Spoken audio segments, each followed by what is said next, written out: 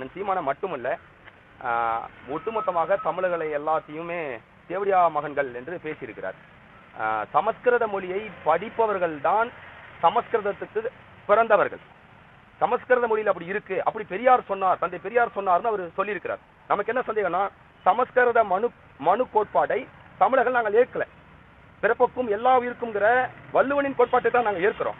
அப்படி இருக்கும்போது தமிழர்களை தேவடியா பிள்ளைகள், நாம் தமிழர் கட்சியில் இருக்கலாம் தேவடியா பிள்ளைகள் அப்படின்னு இவன் ஏன் பேசுறான்? தொடர்ந்து இந்த மனோஜும் இந்த யூடியூப் மைனர் விஜய்ங்கிறவனும் தொடர்ந்து பேசிட்டே இருக்கிறாங்க.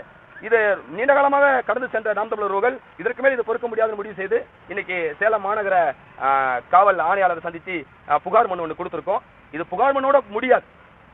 நாங்கள் எச்சரிக்கிறோம், தமிழ்நாடு அரசும் காவல்துறையும் உடனடியாக இதில் தலையிட்டு அந்த யூடியூப் மைனரையும் மனோஜையும் அந்த நிகழ்ச்சி ஏற்பாடு செய்த தந்தை பெரியார் திராவிட கழகத்தை சார்ந்த அத்தனை நிர்வாகிகளையும் கைது செய்யணும். அப்படி கைது செய்ய மறுத்தா அவர் சொல்கிறார், மனோஜ் பேட்டியில் சொல்றார், நீ ஒரு அப்பனுக்கு பிறந்திருந்தா அப்படின்னு சொல்றார். நாங்கள் இந்த பேட்டின் வழியாக சொல்றோம், மனோஜ் அவர்களே நீ ஒரு அப்பனுக்கு பிறந்திருந்தா வாங்க சேலத்துல இதே போல ஒரு கூட்டம் போட்டு பேசுங்க, உங்களுக்கு சிறப்பான விருந்து வைக்க நாம் தமிழர்கள் தயாரா இருக்கிறோம்.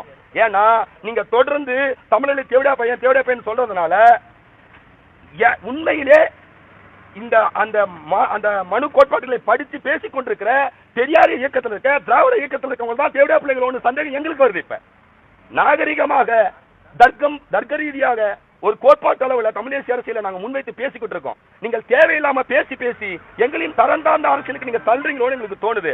அதனால எச்சரிக்கிறோம், இது போல பேசுவதை பெரியார் இயக்கங்கள் நிறுத்திக் கொள்ளணும். இல்லை என்றால் தமிழ்நாடு முழுவதும் இதற்கான எதிர்வினையை கட்டாயம் எதிர்கொள்ள வேண்டிய சூழல் உருவாகும். ஏனென்றால் பெரியாரிய பன்றிகளை புலிகள் வேட்டையாடுவது என்று முடிவெடுத்து வச்சிருக்கிறோம். இப்ப நீங்க தூண்டிக்கிட்டே இருந்தீங்கன்னா இது வன்முறையில போய் முடிஞ்சிடும். எச்சரிக்கிறோம், அரசு உடனடியாக மனோஜை கைது செய்யணும். கைது செய்ய மறுத்தால் மனோஜுக்கு பாதுகாப்பு இல்ல தமிழ்நாட்டில். மனோஜ் என்ற நபருக்கு இனி பாதுகாப்பு தமிழ்நாட்டில் இல்லைன்னு எச்சரிக்கிறோம்.